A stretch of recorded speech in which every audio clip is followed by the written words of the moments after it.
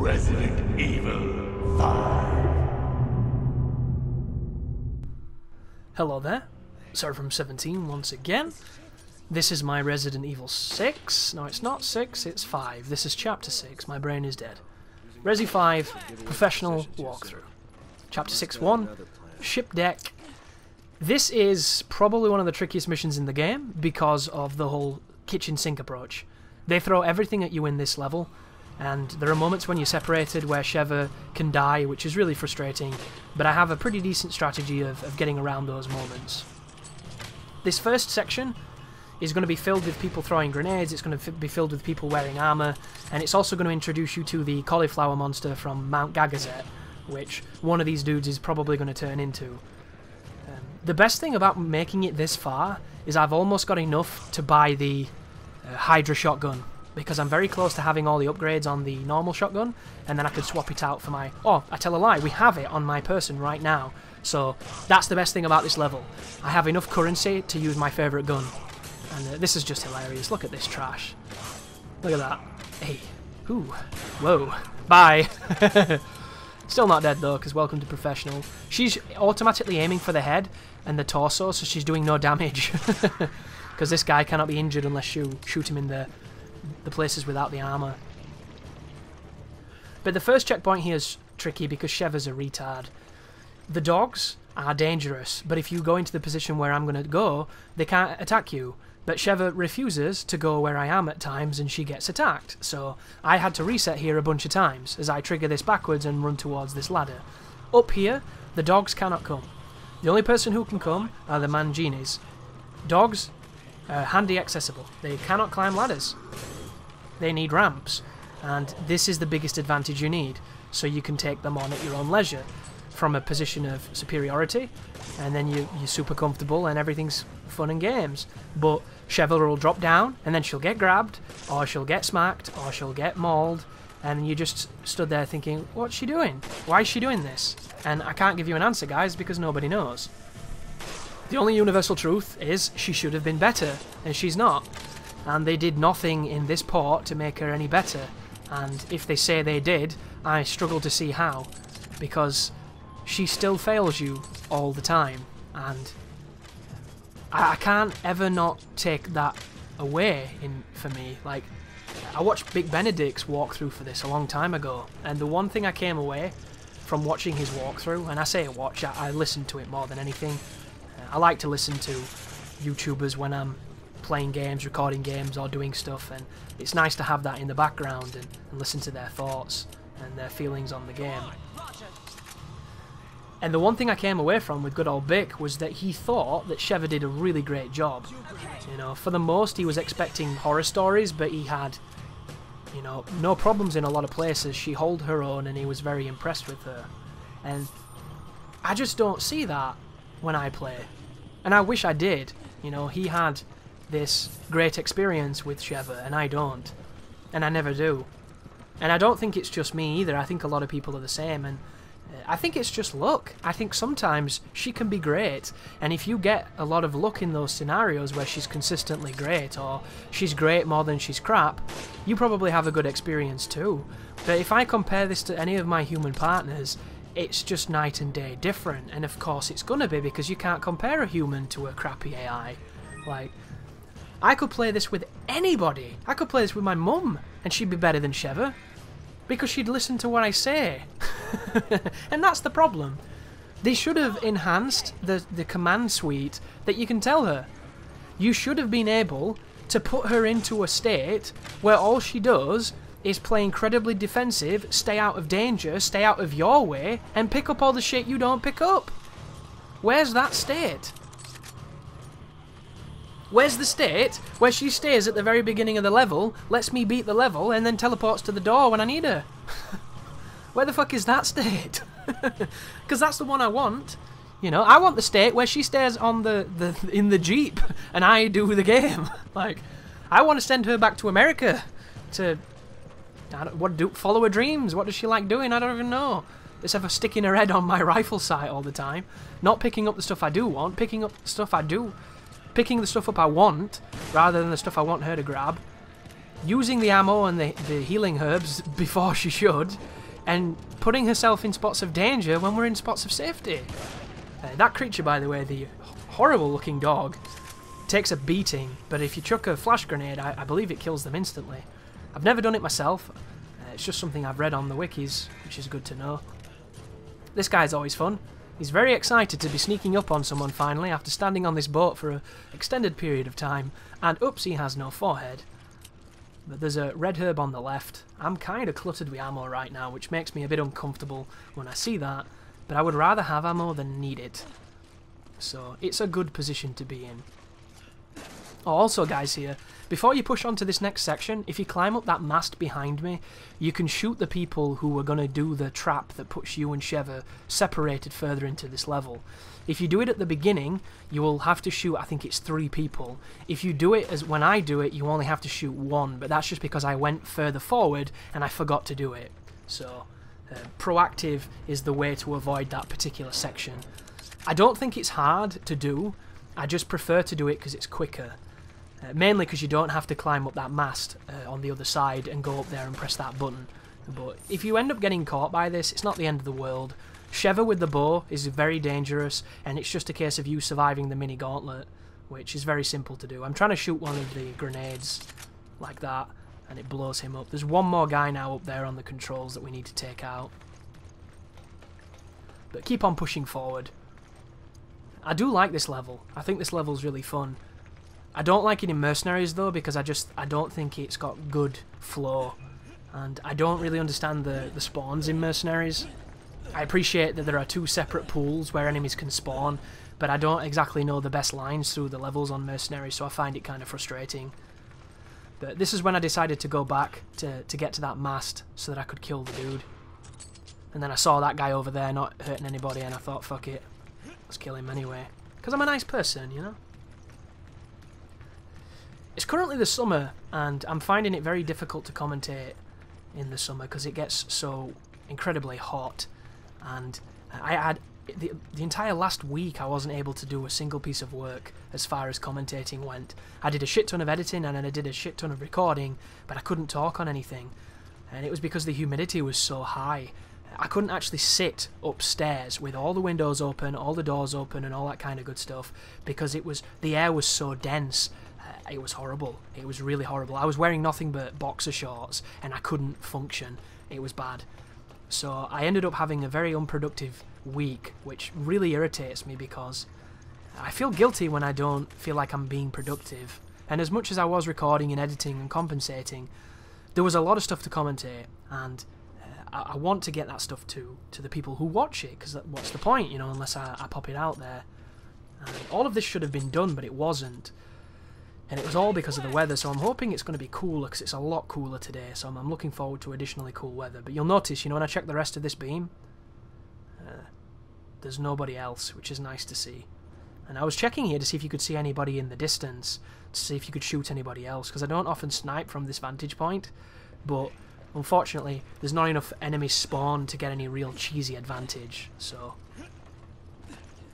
that is good to know. I read about that technique on the wiki, and I also saw Big Benedict do it. So it's a technique that has already been stated everywhere, apparently. It's probably on GameFAQs. And it's a good one. It's one of those ones that I have known about for a while, but I forget to do it. And I don't know if anybody's like me when you do those type of things. There are certain strategies in certain games that I know about, but I just don't use them. And a lot of the times I forget about them. And then it'll just come up and people ask, you know, how come you didn't do this, or you should have done this, and it's one of those things where you're like, well, I know that exists, I just, for some reason I don't. I wonder why we do things like that. One of those strange inconsistencies. Because you know a lot of the times that the certain strategies are better, but you choose to do them in a different way. It's an interesting, like, contrarian aspect of a personality. But keep looting, keep picking up bullets, keep pushing forward. And as I was saying about it being summer, there's not that many games coming out. I mean, there are games coming out, but none of them are stuff I'm interested in covering or things that I think are all that worth covering as far as walkthroughs. So, we're going to be doing Uncharted 3 on Brutal, which I'm really excited to do, because I've heard it's a nightmare in some parts, and I'm quite enjoying nightmares as I've got older. So I'm looking forward to bringing that. A lot of people have been asking for it for a long time, So I've teased them for long enough, but I'm in the mood for these third-person shooters. So I think I'm probably going to do another project after it. I don't know too much what it's going to be at the moment, but I've got an idea of something I want to do. So that's something to look forward to. Oh, here's a checkpoint, and here's a big fat guy who takes a shotgun to the face. Which, if you're wondering why he did that, he was in a falling animation, I think. He was recovering out of an animation, and that's why nothing happened. Which, once again, can you remember when I told you at the beginning of this game that Resident Evil 5 has some system problems that were mechanically different in Resident Evil 4? That's one of them. This notion that certain enemies are uninterruptible randomly for whatever reason, which leads you to not trust your weapons and your ability to make them stunned, is one of the weakest parts of the gameplay for me. And it can be learned, and it does take time, but it's just... I think it's an annoying feature that should have never existed. And there were moments in RE4 where detection would screw you, and the enemies wouldn't flinch correctly, but it always came down to your aim. Right then, I stuck a shotgun in that man's face. He was not at a distance from me, and it hit him in the face. There's no denying that that should have been a flinch, I think. This section here needs to be spoke about too. So, I thought that these dogs were infinite. I really did. And I don't know who designed this part, but it's very strange. If you stand up where I am, the dogs can't get to you. But there's about 6 of them that are going to jump out of this container of Magic Mary Poppins dogs. And I don't know why. I think it's because they've programmed it to be, you know, a ton of enemies while you're waiting to get back together with Sheva, and then once you are with her, I think the spawn might stop. But the reason that I haven't lifted her up the other side is because she died on the other side of this without me helping her 4 times. And I got so fucked off that I decided that I wasn't going to help her, and I was going to clear out all the dogs that were killing her. And it works, kind of. Firstly, there's way too many of these dogs that spawn. I kill about 6 or 7 dogs. It's stupid. The music stops, I send Sheva up the other side, and it spawns more dogs who get a cheap attack on us, which I think is bullshit, because once I dropped over that other side, I should have triggered the dog, I should have killed the dog, and we should have had no problems, but we didn't, because the game is very specific on how it works, and on how it scripts certain events. Sheva has some kind of spawn attached to her, so that this section is more difficult. Unfortunately, Sheva's not being controlled by a human, so she's doing whatever the fuck she does when she's not in sight of the player, and she's not doing it very convincingly. But, like, look how many dogs I've killed at this point, and I still don't think I'm clear. So I move across here now, because I'm getting a little impatient. I'm always conscious that at this point here, the dogs can jump up. And there's a dog just below it. Did you see him? Did I see him? That's important. There it is. So, Fido down there hasn't transformed, which means he'll be weaker. That should kill him. Or maybe not. Another thing to bear in mind, I've just got the Hydra, so my damage on it is not upgraded yet. The range attack on it is not upgraded yet, so I'm not doing monstrous damage. But we'll get there, guys, because it's going to be my next focus. But now I've killed that dog, I decide to let Sheva up by shooting that. Occasionally she'll drop off, and she'll pick something up, and she'll get stuck, so you'll have to go back and help her. And the music stops, and I think we're free and clear. Music starts again, but you'll notice there doesn't seem to be anything here. And then I think there's a dog as I'm hitting these boxes.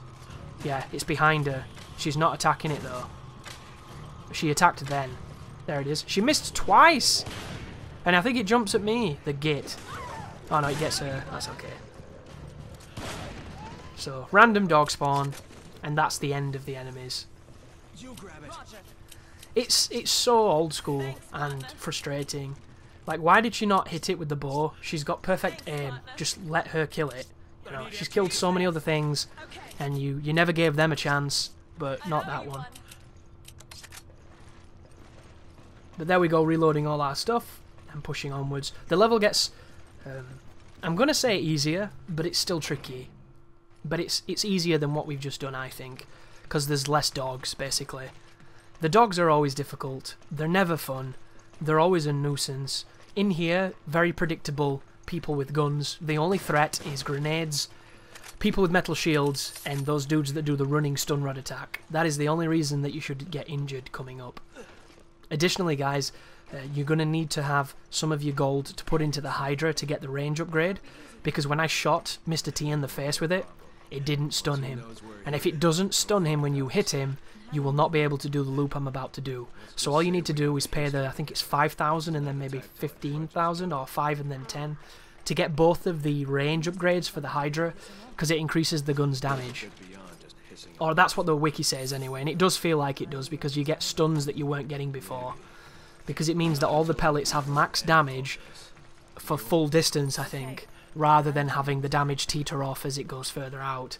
So it really seems to give it a massive oomph. And I love the Hydra, I really do, and I mentioned on my live stream that it's effectively the most powerful gun in the game for me. And a lot of people were saying, like, but isn't the hand cannon more powerful, isn't the Magnum more powerful? And technically you're right. If you upgrade those guns to max, they are more powerful shot for shot than the Hydra. But the Hydra fires 3 shots, and it also fires a little bit quicker, so you can average, give or take, maybe 2 shots by the time you've done 1 Magnum shot, and the damage then becomes very comparable. That's why I feel that it's better. It's got a better spread, it's easier to hit things because it's got much wider range of effect, and if you've ever played Mercenaries a lot in this game, you will come to appreciate just how good it is at killing the big boss enemies in that mode. And the Magnum is great, but I just don't feel that it has the same effectiveness for me as a player.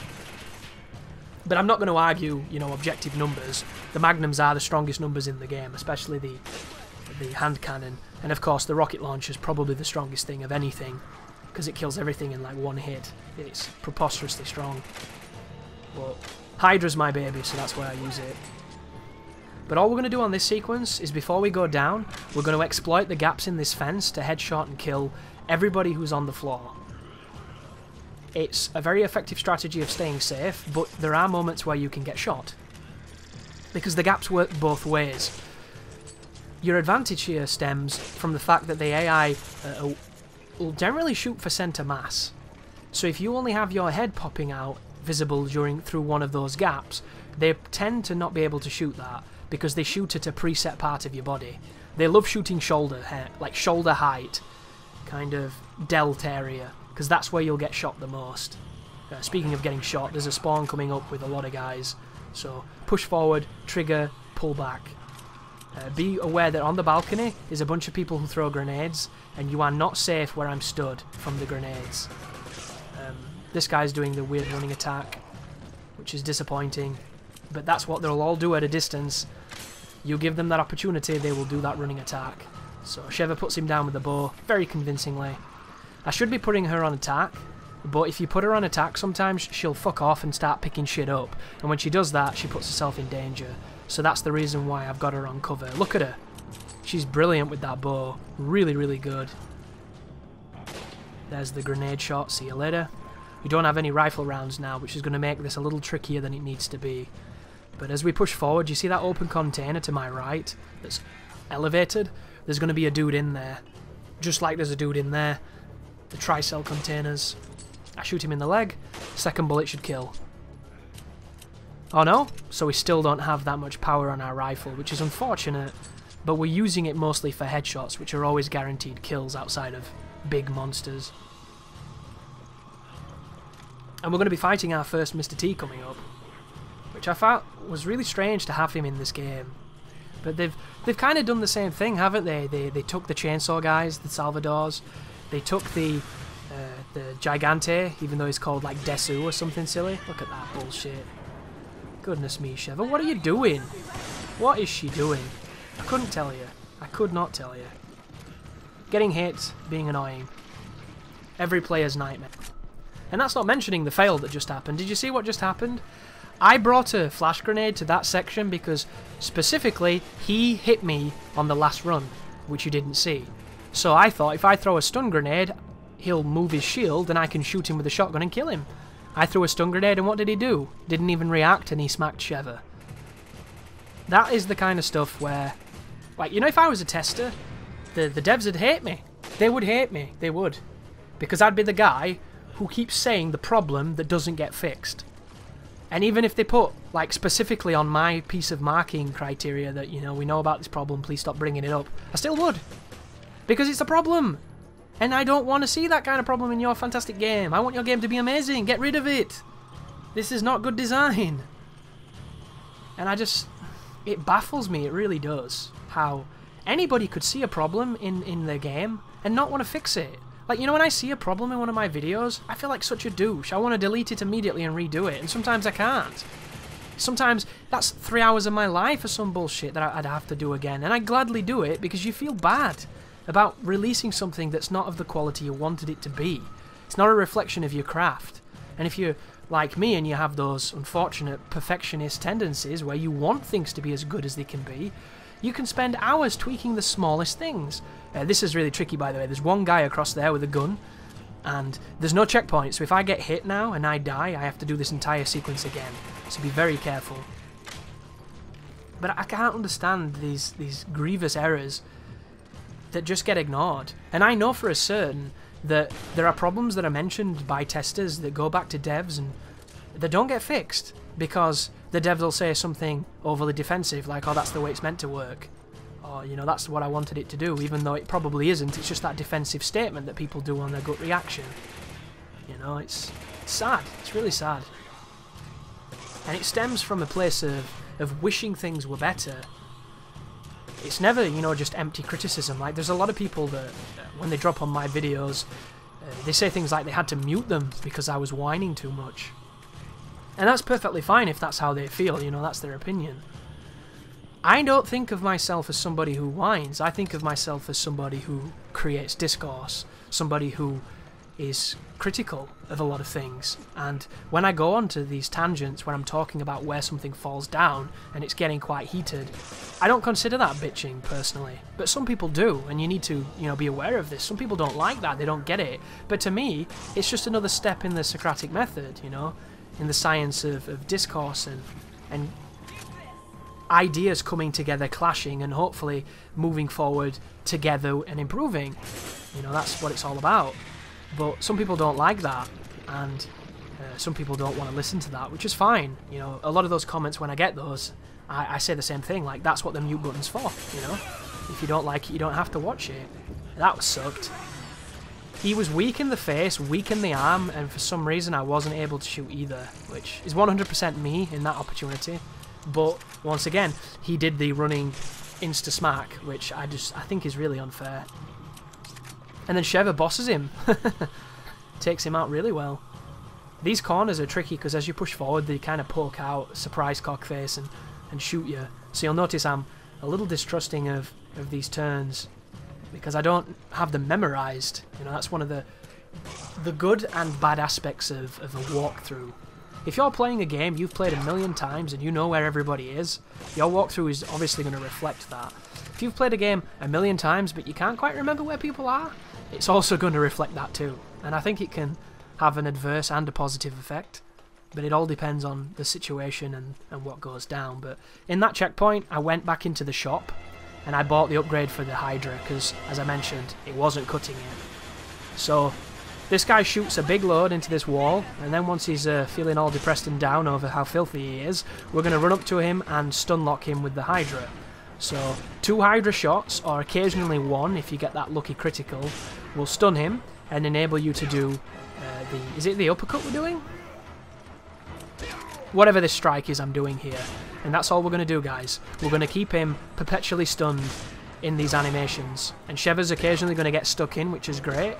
And he's not going to last too long because this is far too much damage for his health pool. And look at her go, man. This is perfect Sheva right now. She's kicking ass. I have no idea why.